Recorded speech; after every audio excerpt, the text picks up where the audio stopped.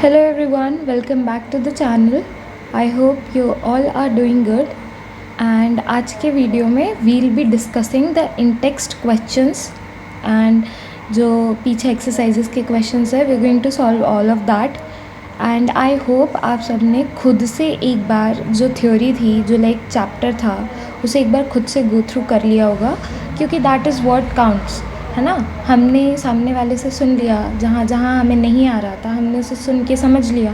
And now it's our responsibility to read the chapter once again, ताकि जब हमें question में मतलब एग्ज़ाम में लिखने को आए, कोई भी आंसर हमें बोल दें कि इस पे लिखो, तो हमें ज़रा सा भी वो नहीं होना चाहिए कि अरे यार थोड़ा याद नहीं आ रहा या फिर थोड़ा कन्फ्यूजन है. There should be no confusion. एक बार अगर आप टेक्स्ट को अच्छे से पढ़ लेते हो कि ये सब क्या लिखा है, तो ऑटोमेटिकली आपको एग्ज़ाम में आ जाएगा कि अच्छा इस लाइन से लिखना है. And when you read NCERT ना, you get key points. Exam में आफ्टर ऑल आपको मार्क्स किसके बेसिस पे मिलते हैं? For the key points that you write in your exam. So वो की पॉइंट्स जो की वर्ड्स होते हैं एक पर्टिकुलर आंसर के, उसके लिए तुम्हें मार्क्स मिलते हैं कि टीचर सी कि अच्छा ये वाला कीवर्ड था, क्या स्टूडेंट ने इसे इंक्लूड किया है. So for getting those keywords आपको टेक्स्ट रीड करना पड़ेगा. तो आई वुड रिकमेंड कि एक बार अगर नहीं पढ़ा है तो first of all go through the text once and then move to the exercise. Okay, let's start. Also मैंने जितने भी आंसर्स थे या जो भी था वो ऑलरेडी लिख लिया है just to save time. And you all can take screenshots. तो क्योंकि there is some problem with uploading the PDF, I am really sorry for that. You all can take screenshots of this. Let's start. तो सबसे पहले जब हम chapter start करते हैं हमारे पास ये आता है रिफ्लेक्ट एंड रिस्पॉन्ड. ये जो रिफ्लेक्ट एंड रिस्पॉन्ड है इट्स बेसिकली गिवन ताकि एक बैकग्राउंड बन सके, मतलब थोड़ा सेटअप बन सके कि अच्छा चैप्टर में क्या होने वाला है. वैसे तो हम ऑलरेडी रीड कर चुके हैं, but it's just for to understand the background of the chapter. अब जैसे complete the given word web. Why is it important to learn how to read and write? हमारे लिए लिखना पढ़ना ये सब क्यों इम्पॉर्टेंट है? तो ये एक बहुत ही ज़्यादा ऑब्वियस सा क्वेश्चन है कि हम क्यों पढ़ते लिखते हैं.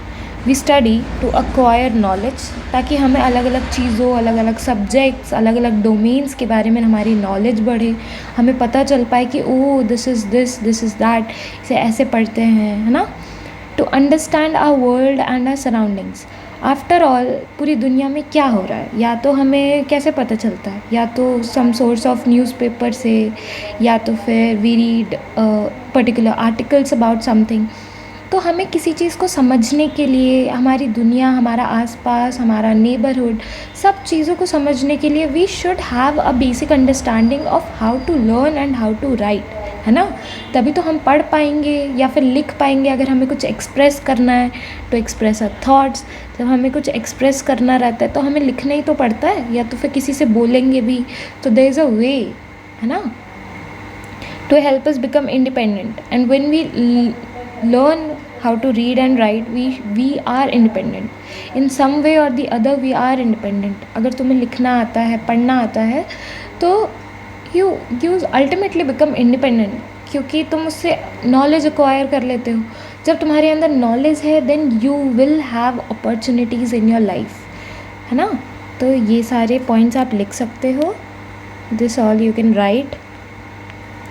Now let's move to the next question. ये read the questions given below and share your answers with your classmate and teacher. अब ये डिब्बी का क्या मतलब होता है? I will tell you. It's do it by yourself. This is do it by yourself. And I've written this क्योंकि ये जो ऐसे जो क्वेश्चंस होते हैं इनके अलग अलग आंसर्स हो सकते हैं. किसी का कुछ आंसर होगा तो किसी का कुछ आंसर होगा. तो देयर इज़ नो फिक्स्ड और पर्टिकुलर आंसर फॉर दिस. जैसे which languages do your grandparents और एल्डरली रिलेटिव स्पीक. तो अब किसी के जो ग्रैंड पेरेंट्स होंगे वो किसी रीजन से होंगे, किसी के किसी दूसरे. जैसे जो हमारी नरेटर हैं उनकी grandmother she speaks Kannada language, and आपकी grandmother she might speak Hindi और किसी की मराठी और whatever language they speak. How do they spend their time, how do you spend time with them. तो वो अपना टाइम कैसे स्पेंड करते हैं एंड आप उनके साथ कैसे टाइम स्पेंड करते हो वो लिखना है. What is your favourite experience with them. हमारे एल्डरली जो रिलेटिव्स है या फिर जो हमारे ग्रैंड पेरेंट्स हैं, हम आपका उनके साथ कौन सा ऐसा फेवरेट एक्सपीरियंस है वो आप लिख सकते हो. What is something that the elderly in your family can not do easily but enjoy watching you do. तो ऐसे कई काम होते हैं जो लोग ओल्ड हो जाते हैं वो लोग नहीं कर पाते, बट दे इन्जॉय. जब छोटे जो लाइक बच्चे होते हैं जब वो करते हैं या फिर उनके बच्चे करते हैं, सो दे लाइक इट. तो ये लिख सकते हो. आंसर्स में vary according to different people. तो इसीलिए this question is do it by yourself. Now the next question is read the following passage, match the highlighted words with their meanings in the given in the box below. तो आपको कुछ words यहाँ पे दिए हुए हैं और नीचे एक पैराग्राफ है, उसमें कुछ वर्ड्स हाईलाइटेड है. तो हमें बेसिकली मीनिंग मैच करना है, राइट. मैंने ऑलरेडी मैच कर दिया है आप लोगों के लिए, but let's go through it once. The casting for the protagonist of our school's annual play was done after a lot of debate. तो पहला वर्ड देख लेते हैं, प्रोटैगनिस्ट. प्रोटैगनिस्ट क्या होता है? जो कि मेन कैरेक्टर होता है. जैसे हम कोई प्ले इज़ लाइक जो नाटक वगैरह होते हैं, है ना, प्ले हो गया या फिर कोई स्टोरी हो गई या फिर कोई नॉवल हो गई या फिर जो भी है कुछ सेटअप है हमारे पास, उसका जो मेन कैरेक्टर होता है, मेन लीड होता है, दैट इज़ द प्रोटैगनिस्ट. अभी हम स्टोरी पढ़ के आ रहे हैं, तो उसमें कौन थी? काशी यात्री की प्रोटैगनिस्ट कौन थी? आई am really sorry about my hand writing, क्योंकि पेन थोड़ा अजीब सा हो रहा है. काशी यात्री में हु वॉज द प्रोटैगनिस्ट? तो हमें पता है कि एन ओल्ड लेडी, एक ओल्ड लेडी थी जो कि इस कहानी की मेन कैरेक्टर थी, राइट. उन्होंने अपना सारा पैसा एंड ऑल उस ऑर्फन को दे दिया था. तो ये होता है प्रोटैगनिस्ट. क्या हो गया हमारा? Main character, right. अब उसके बाद डिबेट तो हमें पता ही है. For schools annual play was done after a lot of debate is like discussion, है ना, कि हम अपने व्यूज़ रखते हैं कि ऐसा नहीं तो वैसा, वैसा नहीं तो ऐसा, right. As many good actors had auditioned for the role, we had decided to present an episode from an inspirational story. तो हमने डिसाइड किया था कि हम एक एपिसोड दिखाएंगे एक इंस्पिरेशनल स्टोरी का. एपिसोड मतलब क्या होता है? एक स्टोरी है और उसका हमने पार्ट ले लिया कोई सा, है ना, उसका जो पार्ट हमें अच्छा लगा या जो मीनिंगफुल लगा वो हमने ले लिया. तो वो क्या हो गया? Episode, right. तो एपिसोड क्या हो जाएगा? A part of a story. It was a life story of a group of children who worked with the community to spread literacy. ठीक है, तो किस बारे में है स्टोरी? एक बच्चों का ग्रुप है जो कि किस लिए काम करते थे? किसी कम्युनिटी के साथ काम करते थे. और वो क्या मतलब साक्षरता जिसको बोलते हैं, लिटरेसी मतलब पढ़ना लिखना सीखना, दैट इज़ व्हाट.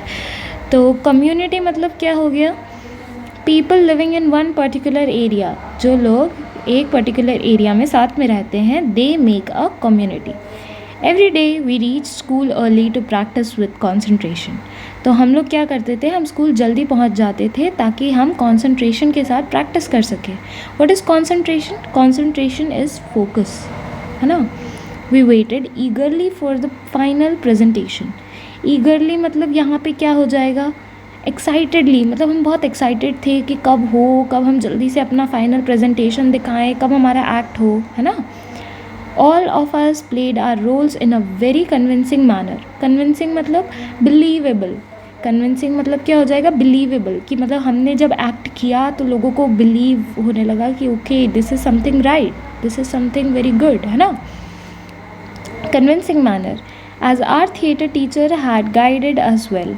और हम सब अपने रोल्स बहुत ही कन्विंसिंग मैनर में कर पाए क्योंकि हमारी जो थिएटर टीचर थी उन्होंने हमें अच्छे से गाइड किया था. What is guide? Directed. So this was the third question. I hope you understood it. ये इसके आंसर्स लिखे हुए हैं, you can refer to this and let's move further.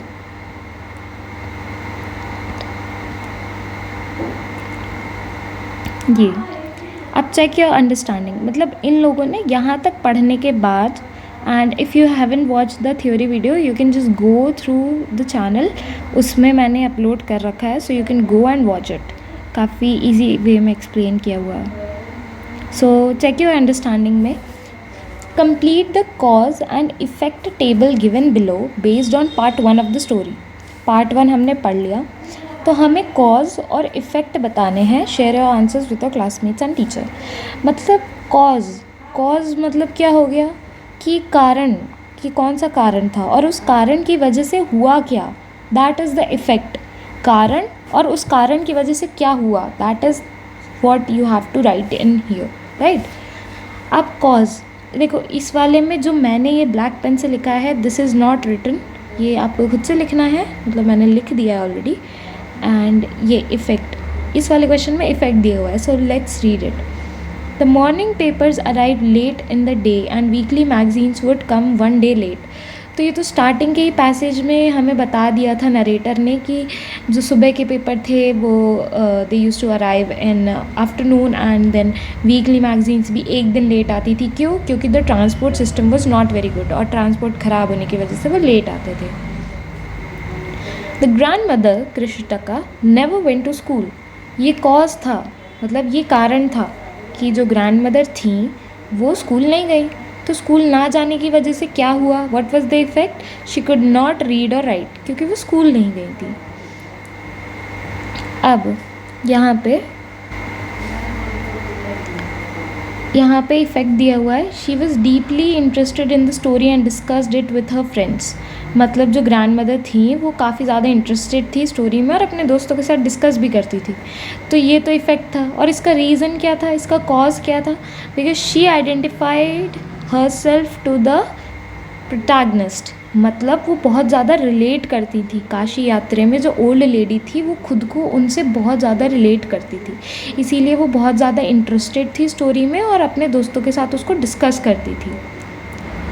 अब कॉज है, the narrator went to a wedding for a week. अभी हमने story में पढ़ा था कि नरेटर भाई कुछ दिनों के लिए गई थी, पास वाले गांव में शादी थी और वो तो वहाँ रुक गई एक हफ्ते के लिए.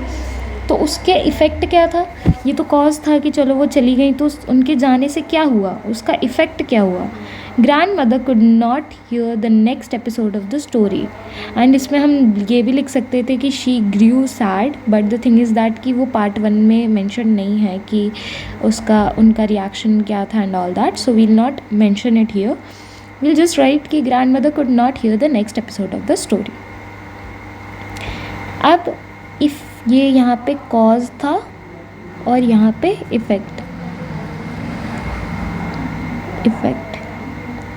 इफ़ेक्ट दिया हुआ है कि the grandmother never went to school, कि वो क्यों नहीं गई school.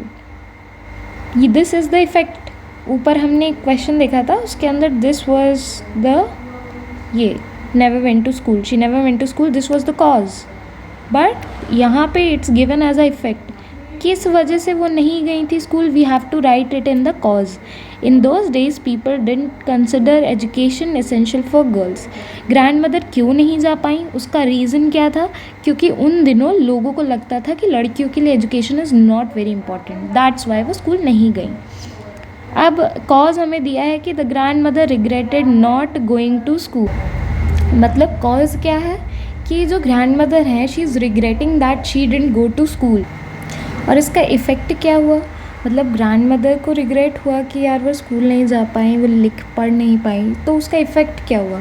She made sure that her children and grand children studied well. उनको इस बात का रिग्रेट था कि वो खुद नहीं पढ़ पाई, तो शी मेड श्योर कि जो उनके बच्चे हैं और जो उनके ग्रैंड चिल्ड्रन हैं वो अच्छे से पढ़ें. ठीक है. अब do you think, next question पे आते हैं, do you think the narrator expected to see her grandmother in tears when she return to the village. If yes, why. If no, why not. तो आपको क्या लगता है कि क्या नरेटर ने एक्सपेक्ट किया होगा कि जब वो अपने विलेज वापस आएंगी तो वो देखेंगे कि उनकी grandmother she is crying और शी इज़ सैड, तो क्या एक्सपेक्ट किया था. तो इट्स ऑब्वियसली अ नो, क्योंकि लिखा भी हुआ है, नरेटर ने लिखा भी हुआ है, मैं आपको टेक्स्ट भी दिखा देती हूँ, that she was actually surprise when she saw her grandmother in tears. ये देखो, ये लिखा हुआ है कि and you can write it like this कि नो, कहाँ गया question, you can write it like this कि no, the narrator did not expect to see her grandmother in tears when she return to the village. फिर उसके आगे because लगा के, because ये यहाँ पे लिखा हुआ है, बिकॉज फॉर, मतलब अभी मैं ये पढ़ के बता देती हूँ। I was surprise for I had never seen her cry even in the most difficult situations.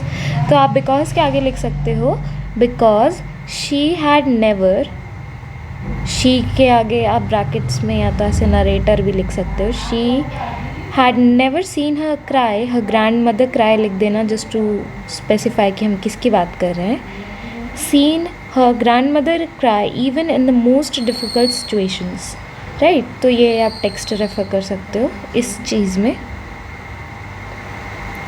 Now the next question is, how might the narrator help her grandmother to fulfill her desire to learn to read and write? अब भाई हमने तो story पढ़ी हुई है तो हमें तो पता है कि वो उनको पढ़ा देती हैं, बट यहाँ पे उन्होंने पूछा है कि नरेटर कैसे अपनी ग्रैंड मदर की हेल्प कर सकती हैं to fulfil her desire to learn how to read and write. तो हम इसे ऐसे लिख सकते हैं कि the narrator can help her grandmother to fulfil her desire to learn and read, to read and write by teaching her letters, words and by reading regularly. तो ये लिख सकते हो for the answer. Now next move to the next part. हाँ, तो वो ख़त्म हो गए इन टेक्स्ट वाले questions. Let's come to the back exercises, check your understanding. तो पहला क्वेश्चन है whether the following statements are true or false. We have to tell whether the given statements they are true or false, right? तो statement 1 read करते हैं। The grandmother wanted to learn the Kannada alphabet to gain independence. जो grandmother थी उनको जो alphabets थे, she wanted to learn that to gain independence, ताकि उन्हें किसी पे rely ना करना पड़े कि मैं किसी से पूछ रही हूँ और उससे बोल रही हूँ कि प्लीज़ मेरे लिए रीड कर दो। She wanted to gain independence. This is very true. She wanted to learn to gain independence. This is a true statement. The grandmother asked someone in the village to read Kashi Yatre to her while the narrator was away. तो जब ये narrator चली गई थी दूसरे village में for wedding, to attend a wedding, तो उस टाइम पे क्या ग्रैंड मदर ने किसी को बोला था क्या पढ़ने के लिए कि आप पढ़ दो मेरे लिए? No, not at all. She was very shy and embarrassed to ask somebody to read that. So this is a false statement. Then the third one, the narrator was the grandmother's first teacher and taught her how to read Kannada. This is a true statement क्योंकि grandmother कभी भी school नहीं गई थी and the narrator was her first teacher. So this is a true statement. The grandmother believed that there was no age limit for learning. This is a true statement क्योंकि जब अब भाई narrator तो एक बच्ची थी 12 साल की, उन्हें कहाँ समझ में आएगा कि how determined her grandmother was. So at that point also grandmother said that there is no age limit for learning. So it is a true statement. The grandmother touched the narrator's feet as a mark of respect for her teacher. ये भी true statement है. Last paragraph में, जो हमारे chapter का last paragraph है, उसमें जो नरेटर हैं वो हमें बताती हैं कि कैसे it was a unusual event, क्योंकि उनकी जो दादी थी उन्होंने उनके पैर छुए, which was not a custom कि बड़े छोटों के पैर छुएं, but grandmother touch the narrator's feet क्योंकि वो उनकी टीचर थी. तो this is a true statement. The narrator was disappointed with the progress her grandmother made in learning to read. This is a false statement. जो narrator थी वो actually में बहुत खुश थी और बहुत ही ज़्यादा प्राउड थी क्योंकि उनकी जो ग्रैंडमदर थी वो जल्दी जल्दी बहुत अच्छा प्रोग्रेस कर रही थी. तो this is a false statement. Now let's come to the next part, critical reflection. इसमें एक्सट्रैक्ट्स गिवन है एंड हमें इन एक्सट्रैक्ट्स को पढ़ना है और जो क्वेश्चंस हैं उनसे रिलेटेड उसे आंसर करना है. So let's read the extract, एक बार पढ़ लेते हैं. When I came back to my village, I saw my grandmother in tears. I was surprised for I had never seen her cry, even in the most difficult situations. What had happened? I was worried. Ava, is everything alright? Are you okay? I used to call her Ava, which means mother in the Kannada spoken in North Karnataka. She nodded but did not reply. I did not understand and forgot about it. In the night, after dinner, we were sleeping in the open terrace of our house. It was a summer night and there was a full moon. Ava came and sat next to me. Her affectionate hands touched my forehead. तो ये वो वाला extract दिया हुआ है कि जब वो वापस आई अपने गांव, जब narrator she went for to attend a wedding in the next village, तो जब वो वहाँ से वापस आती हैं वो देखती हैं कि उनकी ग्रैंड मदर हैं, she is in tears and she was surprised, क्योंकि उन्होंने कभी भी अपनी ग्रैंड मॉम को रोते हुए नहीं देखा था, चाहे कितनी डिफ़िकल्ट सिचुएशन हो। तो भाई वो थोड़ा परेशान हो गई। शी वॉज लाइक कि क्या हो गया, अब आप ठीक हो? और वो उन्हें अव्वा बुलाती थी। अव्वा का मतलब होता है मम्मा, मतलब जो कन्नड़ा लैंग्वेज होती है, जैसे हम मम्मी बोलते हैं या मम्मा बोलते हैं या जो भी बोलते हैं, वहाँ पे दे यूज़ टू कॉल हर अव्वा। तो उन्होंने बस हाँ में अपना सर ऐसे हिला दिया, बट उन्होंने कुछ बोला नहीं। तो अब भाई नरेटर छोटी थी तो वो भूल गई उसके बारे में। अब रात में डिनर के बाद ये लोग कहाँ सो रहे थे? ओपन टेरेस जो थी उनके घर की, वहाँ पे सो रहे थे। समर नाइट थी and there was a full moon. फिर अवा आई और उनके साइड में बैठी and then her affectionate hands touched my forehead. तो हमने एक्सट्रैक्ट पढ़ लिया है। Now let's do the questions. Complete the following sentence with the appropriate option. आपको ये 4 ऑप्शंस दिए हुए हैं, आपको जो मोस्ट अप्रोप्रिएट है उसको चूज़ करना है। The phrase never seen her cry in the most difficult situations tells us that the grandmother was option A strong-willed, understanding, considerate, bold।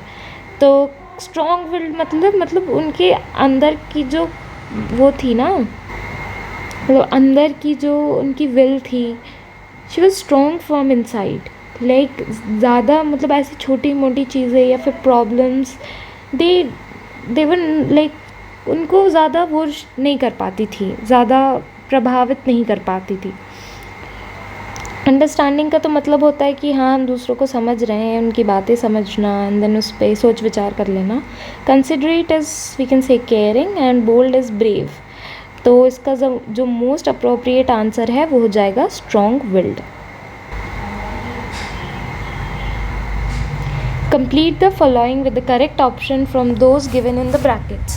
Grandmother did not reply when the narrator asked if she was alright because she might have been। अब जब उनने पूछा तो हमने ऊपर पढ़ा कि she just nodded her head but she did not reply। तो उन्होंने क्यों नहीं रिप्लाई किया होगा? क्योंकि वो थक गई होंगी कि वो इमोशनल हो गई होंगी। ऑब्वियस सी बात है, क्योंकि वो इमोशनल थी उस टाइम पे, she was having an emotional turmoil. तो इसी वजह से वो रिस्पॉन्ड नहीं कर पाई। जनरली जब हम थोड़ा किसी चीज़ से गुजर रहे होते हैं या थोड़े परेशान होते हैं तो वी डोंट जनरली रिप्लाई, है ना। तो ऐसे ही ग्रैंड मदर के साथ भी हुआ, शी वॉज इमोशनल। तो यहाँ पे इमोशनल इसका आंसर आएगा। Identify the clue from the extract that indicates a rural setting with traditional customs. तो ऊपर देख लेते हैं, रूरल सेटिंग को दिखाएं कैसे, मतलब कौन सा क्लू है। तो ये रहा, we were sleeping in the open terrace of a house। Generally when we are in some urban places, like हम cities में हैं या कहीं हैं, so we don't generally sleep on the open terrace of our houses, right? Generally ये सब गांव में, जैसे हम नानी के गांव जाते हैं तो हम ऊपर छत पे सोते हैं, खुले में सोते हैं आसमान के नीचे। तो it's generally the setting of a village कि ऊपर छत पे ऊपर ओपन टेरेस में सो रहे हैं। एंड यू कैन, अगर थोड़ा एक्स्ट्रा भी मेंशन करने को आ जाए सो यू कैन राइट कि थोड़ा लोकल में अव्वा वगैरह, बट उन्होंने रूरल सेटिंग का बोला है, सो आई वुड से कि ये वाली line, this is a clue, so you can refer to this one. Now next question में which lines of the extract establish a tender atmosphere? इस extract की कौन सी lines हैं जो बहुत ही ज़्यादा soft या फिर emotional atmosphere बना देती हैं? So ये रहा, Ava came and sat next to me, her affectionate hands touched my forehead। तो इसमें दिखाया ना कि दादी माँ कैसे अपने जो उनकी मतलब उनकी जो पोती थी उनसे कितने प्यार से बैठी, अपनी प्रॉब्लम्स बताई, मतलब 2 प्रॉब्लम्स वाला part is not mentioned, but ये देखो ना, her affectionate hands touched my forehead, this is creating such a soft atmosphere. तो ये वाली line you can refer for this question. Which of the following aspect is not emphasized in the given extract. Extract हमने पढ़ लिया है, तो कौन सा जो फॉलोइंग इमोशन है या फिर एस्पेक्ट है वो इस एक्सट्रैक्ट में एम्फसाइज नहीं किया गया है. The emotional turmoil of the grand mother. Turmoil is like उलझन सॉर्ट ऑफ. तो नहीं, ये तो दिखाया ही है कि उनको कितना मतलब वो था कि she was getting too emotional, she was so emotional that she could not even speak to the narrator about it, है ना. तो ये तो दिखा ही रहा है. the affectionate bond between the narrator and her grandmother. तो ये भी दिखाया हुआ है कि उन दोनों में कितना अफेक्शनेट बॉन्ड है ग्रैंड मदर और नरेटर के बीच में. The grandmother's regret over her lack of education. हाँ, ये है इस चैप्टर में, though it's there in the chapter की ग्रैंड मदर को रिग्रेट था कि उनके पास प्रॉपर एजुकेशन नहीं थी, बट इस पैराग्राफ में this thing is not emphasised. इस वाले पैराग्राफ में तो जो इमोशनल स्टफ है वो दिखाया हुआ है. सो this is not in this extract. और बाकी the narrator's concern for her grand mother is clearly shown. तो इसका आंसर सी हो जाएगा, राइट. अब ये वाला एक्सट्रैक्ट ख़त्म हो गया है. Let's move to the next extract. Now the second extract is, I have decided I want to learn the Kannada alphabet. From tomorrow onwards, I will work very hard. I will keep Saraswati Puja Day during Dasara as the deadline. That day, I should be able to read a novel on my own. I want to be independent. I saw the determination on her face, yet I laughed at her. Ava, at this age of 62, you want to learn the alphabet? All your hair is grey, your hands are wrinkled, you wear spectacles and you work so much in the kitchen. Childishly, I made fun of the old lady, but she just smiled. So, for a good cause, if you are determined, you can overcome any obstacle. I will work harder than anybody, but I will do it. For learning, there is no age bar. इस वाले paragraph में क्या होता है कि ये वाला extract है कि जब ग्रैंड मदर बोलती हैं कि मैंने डिसाइड कर लिया है कि मैं कन्नड़ा अल्फ़ाबेट सीखूंगी कल से और मैं बहुत ज़्यादा मेहनत करूंगी. एंड उन्होंने एक डेडलाइन भी रखी, that is the Saraswati puja day. तो उन्होंने बोला कि उस दिन तक मुझे सब रीड करना आ जाना चाहिए. I want to be independent. तो जो नरेटर थी उन्होंने उनके फेस पे डिटर्मिनेशन भी देखी, बट स्टिल वो छोटी थी तो वो समझ नहीं पाई. तो उन्होंने उनका बचपने में मजाक उड़ा दिया.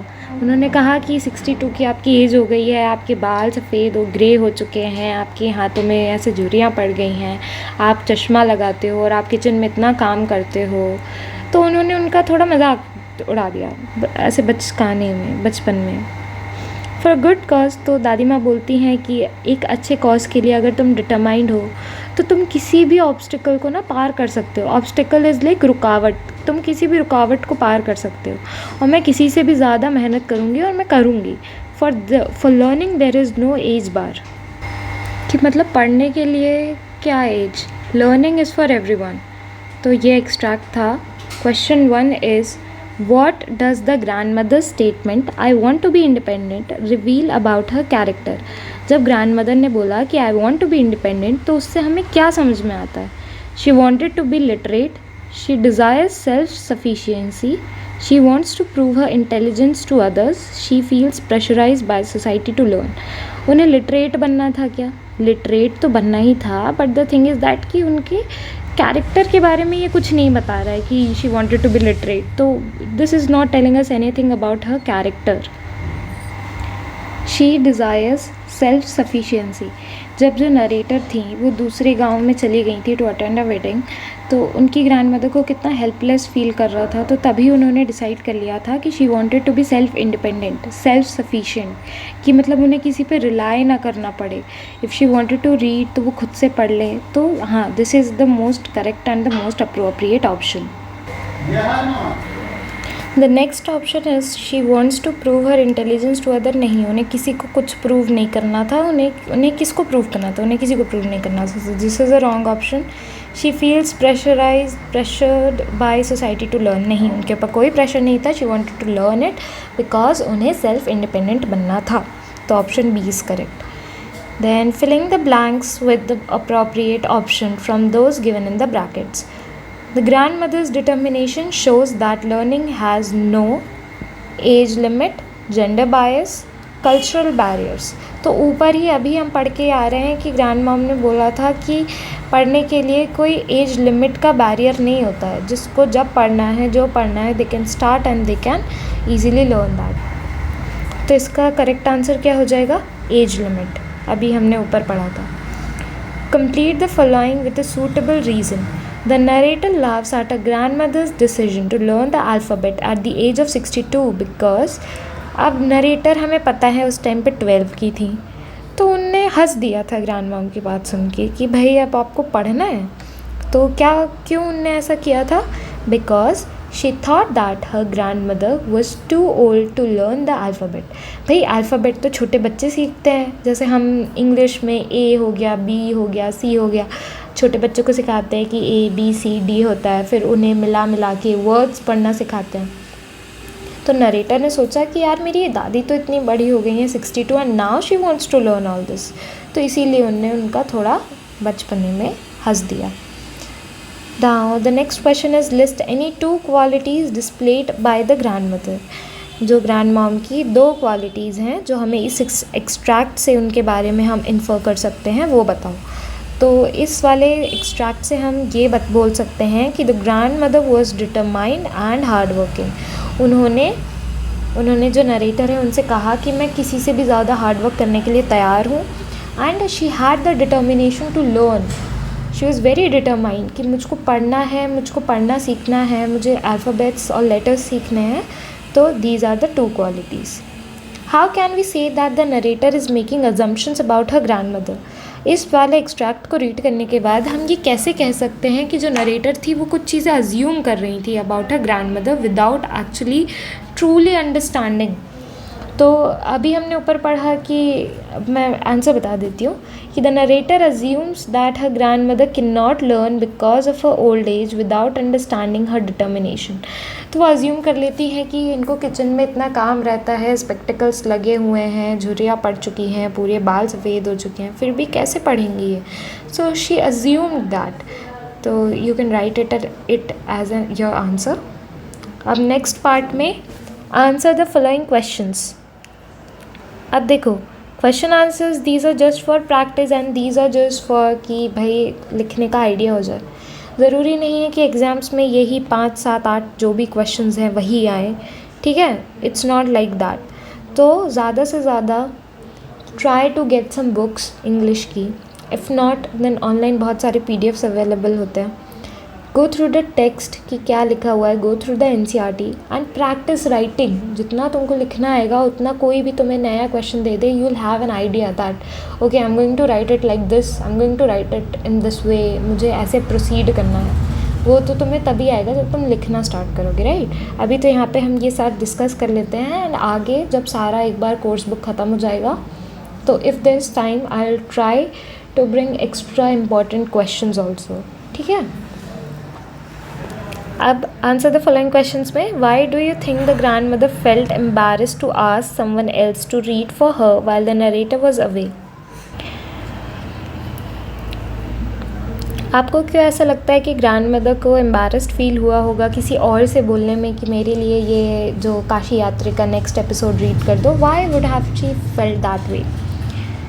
तो इसके आंसर में you can right The grandmother felt embarrassed because I hope the text is clear. The grandmother felt embarrassed because she could not read. She felt dependent and helpless, and this did not match her strong and independent nature. मतलब उनका जो nature था it was that she was strong willed. उनके अंदर बहुत independent nature था, but जब उन्होंने देखा कि यार नरेटर है नहीं और उनको पढ़ना नहीं आ रहा है, so then she felt very helpless and embarrassed कि वो किसी के पास जाएंगी और बोलेंगी कि यार I can not read, so please can you read it for me. So वो उनके नेचर को मैच नहीं करता था, that is why she felt embarrassed. तो ये फर्स्ट क्वेश्चन हो गया। Second question is, why does the narrator initially laugh at her grandmother's determination to learn at the age of 62? Initially narrator ने क्यों हंसा होगा अपने grandmother के decision पे? The narrator laughed because she thought that her grandmother was too old to learn. She believed that learning at that age was difficult. तो narrator को लगा कि मेरी दादी इतनी बूढ़ी हो गई हैं, इस एज में वो उनके लिए थोड़ा डिफ़िकल्ट हो जाएगा पढ़ना। And it was something very, जैसे बच्चों को थोड़ा अम्यूज़मेंट होता है ना कि आप इतने बड़े हो गए हो, अब आप लेटर सीखोगे, इसीलिए she laughed. So this was the second answer. Now third question is, what significance does the story of Kashi यात्री have in both the grandmother's life and the story? Kashi यात्री की स्टोरी से ग्रैंडमदर की लाइफ और जो story है उसका क्या सिग्निफिकेंस है?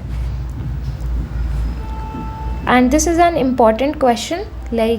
इससे पहले भी ये जो बुक थी वो किसी जगह पे थी एज एन इंग्लिश कम्युनिकेटिव वाला पार्ट, तो उसके अंदर ये वाला क्वेश्चन काफ़ी इम्पॉर्टेंट था, काफ़ी बार रिपीट हुआ है। थर्ड क्वेश्चन, तो the story of Kashi Yatre inspired the grandmother to learn reading.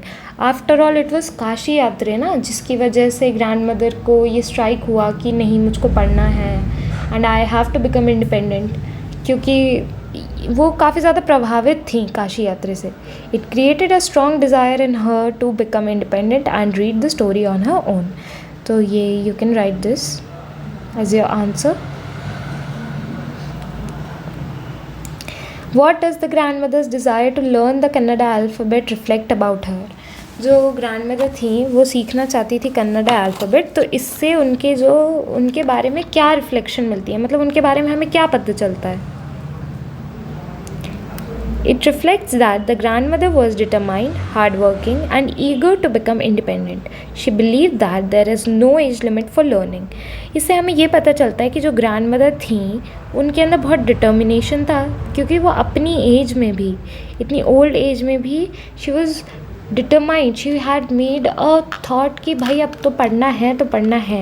And she was really hard working. वो अभी हमने देखा भी था ऊपर कि वो लिखती थी, मतलब वो लिखती थी, फिर उसको रिसाइट करती थी, फिर उसको रिपीट करती थी। तो she was hard working and eager to become independent. उनके अंदर बहुत एक स्ट्रॉन्ग विल थी कि मैं इंडिपेंडेंट बनूँ, मुझे किसी पर रिलाई ना करना पड़े। And she believe that for learning there is no age limit, कभी भी कुछ भी हम पढ़ सकते हैं। She believed in that. Fifth question है, what lessons can we infer from the grandmother's action of touching the narrator's feet? हम क्या लेसन इन्फर कर सकते हैं जब ग्रैंडमदर ने नरेटर के पैर छुए थे? तो we learn that teachers should always be respected no matter their age. अब भाई नरेटर तो सिर्फ 12 साल की थी, उनकी ग्रैंडमदर शी वाज 62, उनके बीच में काफ़ी एज डिफरेंट था। But the thing is that कि जो नरेटर थी आफ्टर ऑल वो अपनी ग्रैंडमदर की टीचर थी, and teacher should always be respected. ये मैटर नहीं करता कि उन्होंने हमें क्या सिखाया, मतलब आफ्टर ऑल उन्हें हमें ज्ञान दिया ना, हमें क्या करना उनकी एज से। एज जब अगर कोई हमें अपना ज्ञान ट्रांसफ़र कर रहा है, हमें दे रहा है, so we should always respect that person. तो ये इसका आंसर हो जाएगा। Then the sixth question is, what does the following line tells us about the broader theme of the story? For a good cause, if you are determined, you can overcome any obstacle. तो इसका थोड़ा सा explain करके लिखना है, मतलब basically कि इससे हमें क्या समझ आ रहा है, आपको क्या समझ आ रहा है। This line tells us that with strong determination a person can achieve anything in life. It shows that hard work and determination help us overcome difficulties. अगर किसी चीज़ को लेके आपका जो संकल्प है वो बहुत ही ज़्यादा दृढ़ है, मतलब it's very strong, that your will is very strong and your intentions are pure, तो तुम्हारे सामने में ऑब्स्टेकल्स क्या होती हैं? ऑब्स्टेकल क्या होता है?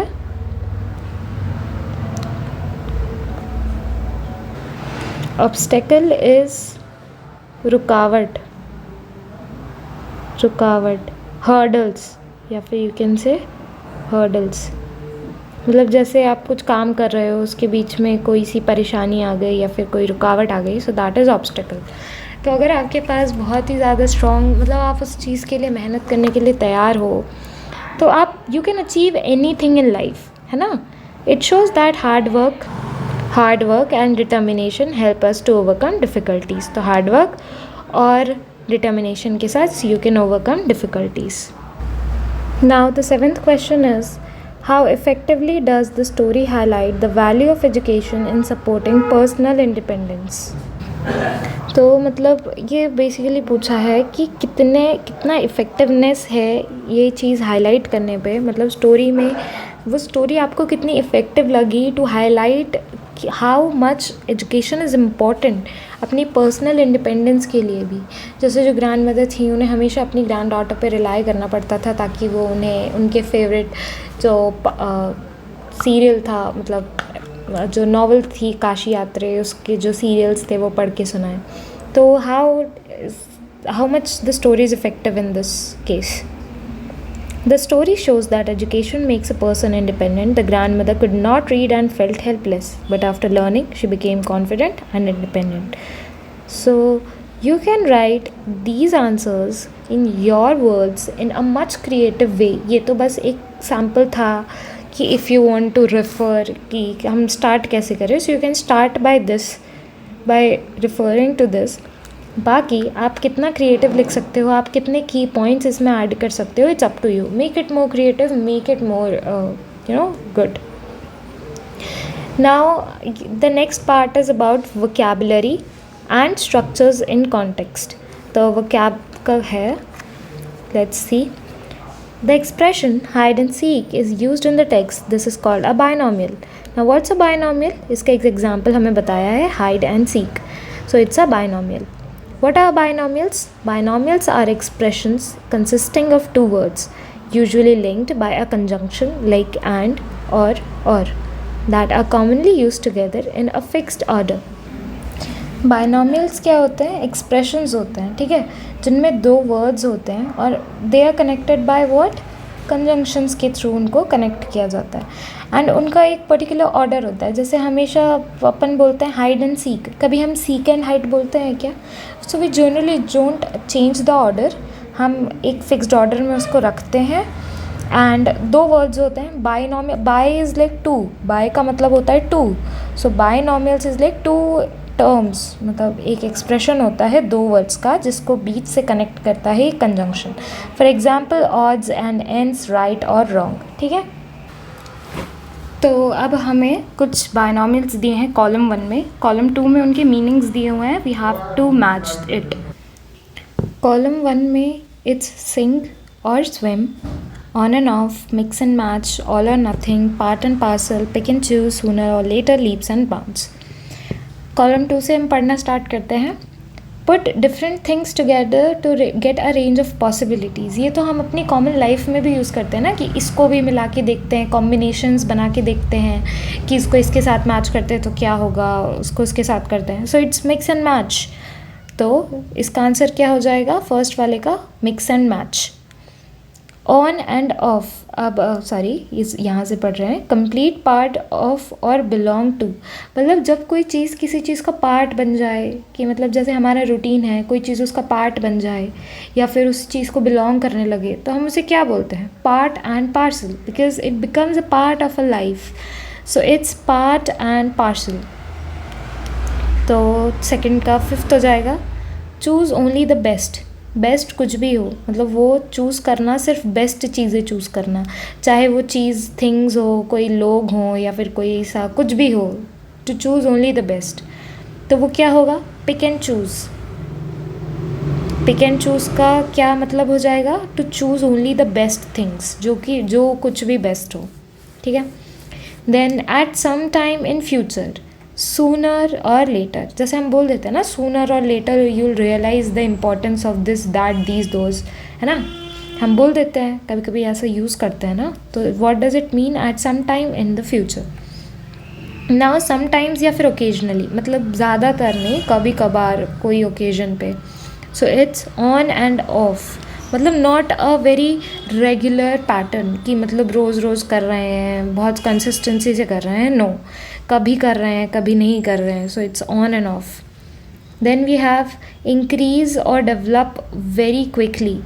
तो उसको हम क्या बोलेंगे, leaps and bounds. Leaps and bounds मतलब क्या हो जाएगा, किसी चीज़ को बहुत जल्दी जल्दी डेवलप करना या सीखना. सो दैट इज़, वो क्या हो जाएगा, leaps and bounds.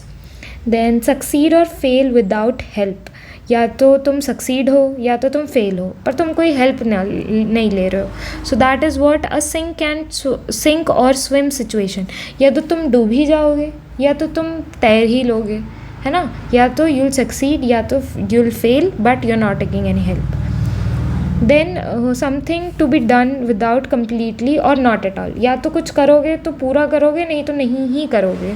So what it is, all or nothing. या तो कुछ करोगे ही या तो कुछ बिल्कुल ही नहीं करोगे. तो ये हो गया.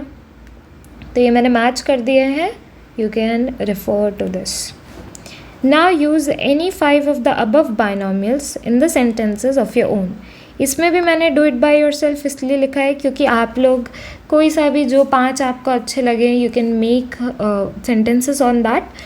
Easy है काफ़ी ज़्यादा, so you can make it on that. बाकी अगर if you want to refer to some examples, तो ये 5 मैंने mention कर दिए हैं. ये रहे वो 5.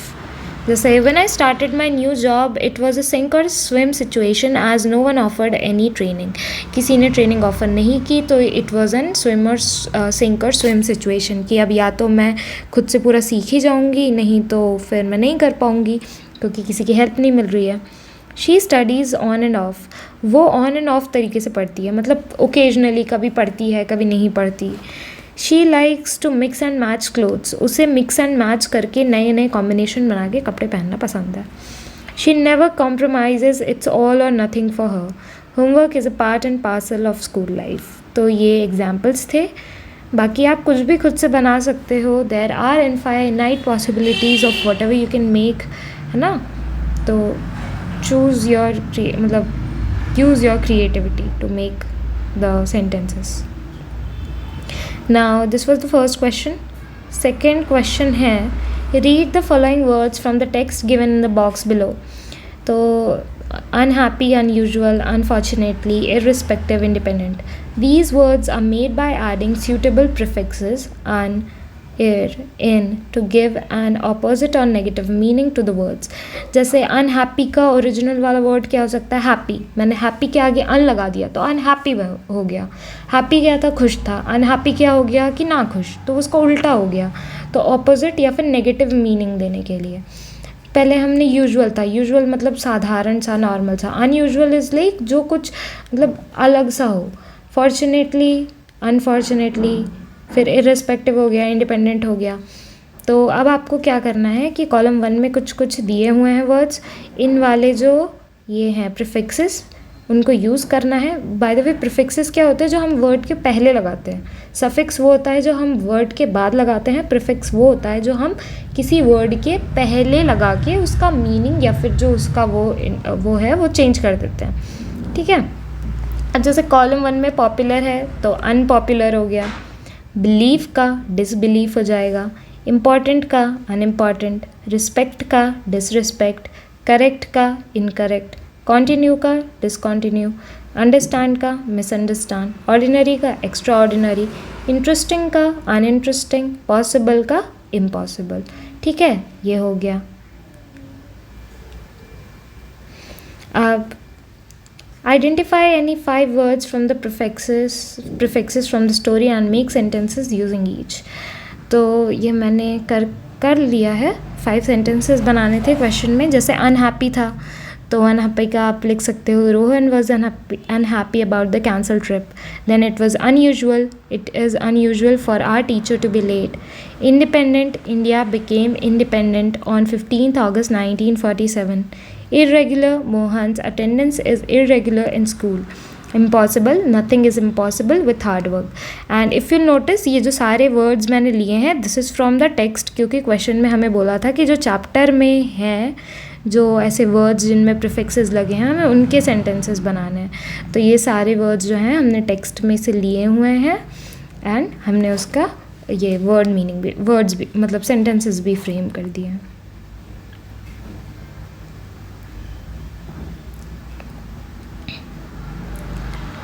Now, the next question is, in the sentence, I knew then that my student had passed with flying colors. The phrase passed with flying colors is an idiom. It means outstanding performance. तो मतलब जो sentence है कि I knew then my student है, student कौन था? जो narrator थी उनका स्टूडेंट कौन था? उनकी स्टूडेंट थी उनकी grandmother. She had passed with flying colours. अब फ्लाइंग कलर्स मतलब ये नहीं कि कलर्स उड़ रहे हैं and then all that, no, it's an idiom which means outstanding performance. तो अब तुम्हें क्या दिया है, कॉलम 1 में कुछ ईडियम्स दिए हैं और कॉलम 2 में उनके मीनिंग्स हैं. तो आपको कॉलम 1 के जो ईडियम्स हैं उनको उनके जो मतलब उसका मतलब है उसके साथ मैच करना है. जैसे कॉलम 1 में है to hit the books. To hit the books का क्या मतलब होता है? To study seriously. To hit the books is to study seriously. To draw a blank, जैसे कभी कभी हम भूल जाते हैं कुछ, जैसे हमारे सामने कोई बड़ा और इम्पॉर्टेंट एग्ज़ाम आ गया या हमारा वाइवा चल रहा है, तो उसमें हम कभी कभी टीचर का मुंह देखते हैं and then we go blank, हमें कुछ याद ही नहीं रहता, हम सब भूल जाते हैं. तो इसका क्या मतलब हो जाएगा? To be unable to remember. Then the third one is to learn the ropes. To learn the ropes is मतलब कोई नई एक्टिविटी या फिर कुछ नया सीखना, कोई नया स्किल या कुछ भी सीखना. To understand how to do an activity, तो इसका थर्ड का ये हो जाएगा. To rack one's brain. To rack one's brain का क्या मतलब हो जाएगा? कुछ बहुत ज़्यादा एकदम ज़ोर डाल के सोचना. To think very hard. To learn by heart, अब ये तो इट्स वेरी कॉमन, जब हम बोलते हैं कि please learn the tables by heart या फिर please learn something by heart, इसका मतलब उसको एकदम मेमोराइज कर लो, एकदम याद कर लो. Then burn the midnight oil is like रात तक जाग जाग के कोई काम करना या पढ़ाई करना, so that is to burn the midnight oil. तो इसका ये हो जाएगा, ये तो फिफ्थ है, टू स्टडी और work late into the night. Now use these idioms in sentences of your own. So this you have to do it by yourself. Show your creativity, make different sentences using the idioms. Now the next thing, read the following sentences from the text and underline the verbs. Secretly, I bought Kashi Yatre, which had been published as a novel by that time. तो ये हो गया एक, तो bought मैं लाई, तो ये हो गया एक. Then I knew then my student had passed with flying colors. तो had passed एक verb हो गया. अब जो हमारे पास सेंटेंस 1 है उसमें जो bought है, तो ये वाला कैसा verb है? सिंपल पास्ट टेंस का. सेंटेंस 2 जो है had passed, तो वो क्या है? पास्ट परफेक्ट टेंस में, क्योंकि had के साथ verb का थर्ड फॉर्म है. सो इसको देख के वी कैन आइडेंटिफाई कि ये पास्ट परफेक्ट टेंस है ना. ये हो गया, ये तो एग्जाम्पल था. एंड ऑल्सो मैं बता देती हूँ कि after covering all this, like जब हमारा ये लिटरेचर वाला पार्ट एक बार ख़त्म हो जाएगा उसके बाद I will come up with grammar portion also. तो अगर ये सब नहीं भी अभी उतना क्लियर हो रहा है कि ये सब कैसे हो रहा है, तो एक सीक्वेंस में तो हम पढ़ेंगे ही, बाकी अभी तो मैं समझा ही रही हूँ एंड आई नो कि आपको समझ आ जाएगा. We use past perfect tense to indicate 2 completed actions. अब हम पास्ट परफेक्ट टेंस कब यूज़ करते हैं? जब हमारे पास 2 जो एक्शंस होते हैं, 2 एक्शंस होंगे और दोनों कंप्लीट हो चुके होंगे. One occurring earlier later past and the other more recently. 2 task होंगे, एक पहले ही हो चुका हुआ होगा और एक अभी अभी हुआ होगा. ठीक है. The more recent action is expressed in simple past. जो अभी अभी हुआ है उसको हम लिखते हैं सिंपल पास्ट में. और जो एक्शन इस रीसेंट एक्शन के पहले हो चुका है उसे हम किस चीज़ में एक्सप्रेस करते हैं? While the earlier action takes the past perfect tense. तो पहले वाले को हम लिखेंगे पास्ट परफेक्ट टेंस में. एग्जाम्पल देख लेंगे तो और क्लियर हो जाएगा. बट इतना याद रखना कि जो मोस्ट रीसेंट एक्शन होता है वो सिंपल पास्ट में लिखते हैं और जो पहले हो चुका है उसे हम पास्ट परफेक्ट टेंस में लिखते हैं. जैसे इसमें लिखा है कि bye the time I reached the party everyone had finished eating. जब तक मैं पार्टी में पहुंची तब तक सबने खाना खा लिया था. तो मैं पार्टी में बाद में पहुंची, खाना तो सबने पहले ही खा लिया था. ये वाला रीसेंट एक्शन है ना, ये वाला ये वाला रीसेंट एक्शन है, ये वाला एक्शन इस चीज़ के पहले हो चुका है। तो जो रीसेंट एक्शन होता है उसमें हम क्या यूज़ करते हैं, ये क्या है, सिंपल पास्ट, ये हो जाएगा सिंपल पास्ट। और जो एक्शन पहले हो चुका है, रीसेंट वाले से भी पहले हो चुका है, उसके लिए हम यूज़ करते हैं पास्ट परफेक्ट टेंस। अब एक और एग्जांपल देख लेते हैं। When she returned home her brother had finished the project. जब वो घर पहुंची तो ऑलरेडी उसका भाई अपना प्रोजेक्ट ख़त्म कर चुका था। तो ये वाला मोस्ट रीसेंट एक्शन है कि वो घर आई, वो घर वापस आई, और उससे पहले क्या हो चुका था कि उसके भाई ने प्रोजेक्ट ख़त्म कर दिया था।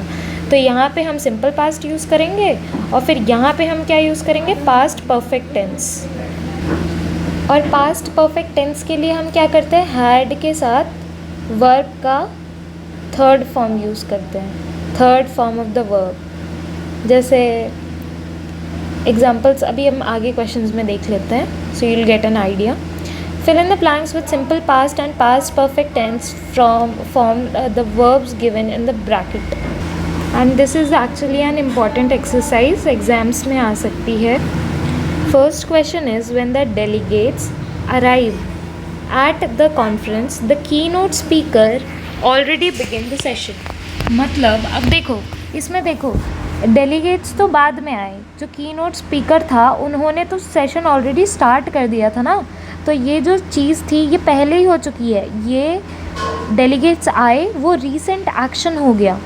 जब डेलीगेट्स आए तो वो क्या हो गया, ये तो एक टाइप का रीसेंट एक्शन हो गया ना। ये हमारे लिए कैसा वो हो गया, रीसेंट एक्शन। जब डेलीगेट्स आए उससे पहले ही जो कॉन्फ्रेंस थी वो स्टार्ट हो चुकी थी। तो जो कॉन्फ्रेंस स्टार्ट होना है वो एक अर्लियर इवेंट है, और अर्लियर इवेंट के लिए हम क्या यूज़ करते हैं, पास्ट परफेक्ट वाला फॉर्म। तो ऑलरेडी बिगिन का पास्ट परफेक्ट क्या हो जाएगा, हैड ऑलरेडी बिगन। बिगन क्या हो जाएगा, वर्ब का थर्ड फॉर्म, जैसे बिगिन, बिगैन, बिगन। तो ये हो गया। और बाकी जो मतलब रीसेंट वाला एक्शन होता है उसके लिए तो हम सिंपल पास्ट ही यूज़ करते हैं। तो अराइव का क्या हो जाएगा, arrived. Then the next question is, after the students learn how to identify fake news online, they start verifying information before sharing it. तो स्टूडेंट्स ने सीखने के बाद, मतलब पहले उन्होंने सीखा होगा फिर उन्होंने स्टार्ट किया होगा वेरीफाई करना। तो जो स्टार्ट किया उन्होंने वेरीफाई करना, that is the recent action, right. उन्होंने जब स्टार्ट किया वेरीफाई करना इन्फॉर्मेशन को, तो that is the recent action. पहले उन्होंने सीखा, आफ्टर लर्निंग, मतलब सीखने के बाद उन्होंने शुरू किया ना। और अभी हमने क्या सीखा कि जो रीसेंट एक्शन होता है उसको हम सिंपल पास्ट में लिखते हैं। तो यहाँ पे ये वाला हमारा रीसेंट एक्शन है, तो हम यहाँ पे सिंपल पास्ट यूज़ करेंगे। तो स्टार्ट का हो जाएगा स्टार्टेड, और पहले सीखा उन्होंने, ये अर्लियर एक्शन हो गया। तो लर्न का लर्नड होता है third form. After the student had learned how to identify fake news online, they started verifying information before sharing it. तो ये भी हो गया। वैसे ही नेक्स्ट में बिफोर किरण यूज़, मतलब किरण ने स्टार्ट करने से पहले समझ लिया ऑनलाइन फ्रॉड प्रिवेंशन को, उसने समझा फिर उसने स्टार्ट किया यूज़ करना डिजिटल पेमेंट को। तो जो उसने डिजिटल पेमेंट को स्टार्ट किया, that is her recent action. पहले उसने सीखा ना कि ऑनलाइन फ्रॉड से कैसे बचते हैं। तो जो उसने अर्लियर एक्शन था, अर्लियर एक्शन को हम किस में लिखते हैं, पास्ट परफेक्ट में। तो ये हो जाएगा हैड इंश्योर्ड, और जो हमारा रीसेंट एक्शन है उसको हम सिंपल पास्ट में लिखेंगे, तो वो हो जाएगा started. Now by the time Varun recognise the importance of budgeting, he exhaust most of his savings. जब तक वरुण को ये मतलब वरुण पहचान पाता कि बजटिंग का इम्पोर्टेंस क्या है, उसने ऑलरेडी अपनी सेविंग्स को एग्जॉस्ट कर लिया था। मतलब सेविंग्स पहले एग्जॉस्ट हो गई और उसने रिकॉग्नाइज बाद में किया। तो जो अर्लियर एक्शन है उसको हम किस में लिखते हैं, पास्ट परफेक्ट में। तो हैड एग्जॉस्टेड आ जाएगा, और जो रीसेंट एक्शन है कि रिकॉग्नाइज करना, तो उसका हम सिंपल पास्ट में लिखेंगे, रिकॉग्नाइज्ड। अब when Raghu logged into the cybersecurity webinar, the instructor already discussed the importance of strong passwords. अब देखो, जब राघु के लॉगिन करने से पहले ही जो इंस्ट्रक्टर था उन्होंने इम्पोर्टेंस बता दिया था स्ट्रॉन्ग पासवर्ड का। तो ये चीज़ हो चुकी है ऑलरेडी। जब ये चीज़ हो गई तब जाके राघु ने लॉग इन किया, तो ये अर्लियर एक्शन हो गया। और अर्लियर एक्शन के लिए हम क्या यूज़ करते हैं? We use the past perfect form. तो हैड ऑलरेडी डिस्कस्ड, और जो रीसेंट एक्शन है उसके लिए वी यूज़ लॉग्ड इन, मतलब we use the simple past tense. तो ये वाला हो गया है। Now let's move to the next question. Filling the blanks with the correct form of the verbs given in the brackets last year. अब देखो इसमें ना सेंटेंस वाइज जाओ, मतलब अकॉर्डिंग टू अ सेंटेंस, कि ये फर्स्ट सेंटेंस पढ़ा, then उसके हिसाब से आंसर दिया, देन फिर नया सेंटेंस चालू किया, तो उसके हिसाब से हम चलेंगे। Last year my parents and I, अब देखो टेक दिया हुआ है, take a financial planning course. अब इस सेंटेंस को पढ़ के क्या लग रहा है कि एक नॉर्मल सा सेंटेंस है कि लास्ट ईयर मेरे और मेरे पेरेंट्स ने एक फाइनेंशियल प्लानिंग का कोर्स लिया था, तो ये तो सिंपल पास्ट हो जाएगा। तो इसका आंसर हम लिख देंगे टुक। When we review our expenses we realized we spend too much on unnecessary purchases. अब देखो एक ही सेंटेंस के अंदर इन्होंने हमें दो इवेंट्स बता दिए हैं कि जब हमने अपने मतलब when we reviewed our expenses, जब हमने अपने एक्सपेंसेस को रिव्यू किया तब हमने रियलाइज़ किया कि हमने फालतू के खर्चों में बहुत ज़्यादा खर्चा कर दिया था। तो यहाँ से देख सकते हो कि when we reviewed our expenses we realized we had spent too much. इन्होंने रिव्यू बाद में किया, स्पेंड इन्होंने पहले ही कर दिया था, मतलब पहले इन लोगों ने स्पेंड कर चुके हैं, ये लोग जो चीज़ें हैं वो स्पेंड कर चुके हैं। कोर्स ख़रीदने के बाद और मतलब देखने के सब रिव्यू करने के बाद दे रियलाइज्ड कि इन्होंने मतलब काफ़ी अननेसेसरी चीज़ों पे खर्चा कर दिया। तो ये अर्लियर एक्शन हो गया, खर्चा तो वो लोग ऑलरेडी कर चुके हैं, तो ये अर्लियर एक्शन हो गया। और रिव्यू इनने किया तो ये मतलब रीसेंट एक्शन हो गया। तो हमने अभी पढ़ा था कि हम रीसेंट एक्शन के लिए क्या यूज़ करते हैं? Simple past. और तो इसके लिए तो सिंपल पास्ट हम यूज़ करेंगे, और जो अर्लियर एक्शन था उसके लिए हम क्या यूज़ करेंगे? Past perfect. स्पेंड का third form of the verb क्या हो जाएगा? स्पेंट, और हैड लगा देंगे तो had spent. After my parents discuss ways to save I opened a savings account. मतलब पहले इन्होंने अपने पेरेंट्स के साथ डिस्कस किया, फिर उसके बाद एक सेविंग्स अकाउंट खोला, ठीक है। तो इसमें रीसेंट एक्शन क्या हो गया कि उन्होंने एक सेविंग्स अकाउंट खोला, ये रीसेंट एक्शन हो गया। रीसेंट एक्शन के लिए हम क्या यूज़ करते हैं? Simple past. और इन्होंने जो अर्लियर एक्शन उसके लिए हम क्या यूज़ करते हैं? Past perfect. तो पास्ट परफेक्ट में क्या हो जाएगा? हैड, और डिस्कस का third form that is discussed. By the time we set our budget the course already introduce investment strategies. अब इनने एक चीज़ बताई है कि जब तक हमने अपना बजट सेट किया तब तक ऑलरेडी उन्होंने अपनी इन्वेस्टमेंट स्ट्रैटेजीज़ इंट्रोड्यूस कर दी थी। मतलब क्या चीज़ पहले हो गई कि उन्होंने अपनी इन्वेस्टमेंट स्ट्रैटेजी पहले दे दी, फिर हमने अपना बजट सेट किया। तो जो अर्लियर इवेंट है हम उसके लिए पास्ट परफेक्ट यूज़ करेंगे, जो अभी अभी हुआ है उसके लिए हम सिंपल पास्ट यूज़ करेंगे। तो सेट का तो सेट ही होता है। Then we hurried to take notes, but many participants complete their financial plans. हमने जल्दी की नोट्स लेने में, बट कुछ जो पार्टिसिपेंट्स थे उन्होंने ऑलरेडी अपने जो प्लान्स हैं उनको कंप्लीट कर लिया था। तो कौन सा एक्शन अर्लियर हो गया? उन्होंने जो दूसरे पार्टिसिपेंट्स हैं उन्होंने ऑलरेडी कर लिया, तो इसके लिए हम क्या यूज़ करेंगे? Past perfect tense. और जो अभी अभी रीसेंट एक्शन क्या है? We hurried to take notes, तो हम हरी का क्या लिखेंगे? Hurried. Despite that we enjoyed learning how to manage money wisely. Manage money wisely, ठीक है।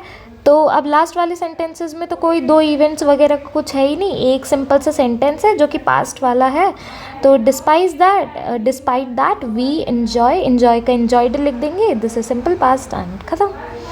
तो जस्ट रिमेंबर दैट जो एक्शन बाद में हुआ है, मतलब बाद में मतलब रीसेंट एक्शन, जो अभी अभी रीसेंट हुआ है रीसेंट एक्शन, तो उसके लिए हम क्या यूज़ करते हैं? Simple past. और जो पहले हो चुका है उसके लिए वी यूज़ पास्ट परफेक्ट, ठीक है। अब ये जो लिसन एंड रिस्पॉन्ड है, इसमें जो आपकी टीचर होंगी वो आपके लिए एक पैराग्राफ सॉर्ट ऑफ है, तो वो रीड करेंगी। ये मतलब मोस्टली जो स्कूल्स होते हैं वो एज अ क्लासरूम एक्टिविटी लेते हैं, तो ये आप लोग स्कूल्स में कर सकते हो। एंड देन स्पीकिंग एक्टिविटी भी है, ये आपकी क्लास टीचर या फिर सब्जेक्ट टीचर वो लेंगी। इंटरनल असेसमेंट के लिए भी यूज़ कर सकते हैं इसे। एंड बाकी ये जो है प्रॉम्प्ट्स ये भी दिए हुए हैं जस्ट फॉर योर हेल्प। और यहाँ पे राइटिंग टास्क जो है बेसिकली ये लेटर टू एडिटर का वो है। तो आई विल टेल यू कि ये जो चीज़ है वो हम यहाँ नहीं कवर कर रहे हैं। इसको हम क्या करेंगे, जैसे जो भी राइटिंग वर्क्स है हमारा, जैसे लेटर टू एडिटर हो गया या फिर जो हमें बाकी जो कुछ भी है ना राइटिंग सेक्शन की चीज़ें, वो हम एक ही वीडियो में आगे कवर करेंगे। एक ही वीडियो हम लेंगे और उसमें हम पूरा जो राइटिंग सेक्शन है वो कवर करेंगे। So we'll not cover letter to editor in this, we'll cover it in a separate video. बाकी ये एक्सरसाइजेज जो हमारी मेन एक्सरसाइज थी वो हमने ख़त्म कर दी है along with the in text question answers. y'all can take screenshots if you want, है ना। और बाकी अगर कोई भी क्वेरी है हो या फिर कोई भी डाउट हो रिगार्डिंग एनीथिंग, तो just comment down and I resolve it for you. बाकी कीप लर्निंग। एक बार टेक्स्ट बुक है उसका जो चैप्टर है वो खुद से एक बार रीड कर लेना and then attempt all the questions by your own. Extra questions की प्रैक्टिस करते रहना so that you will get an idea how to write the answers. And that was it for this video. Will see अब next chapter we'll do, so stay tuned and thank you.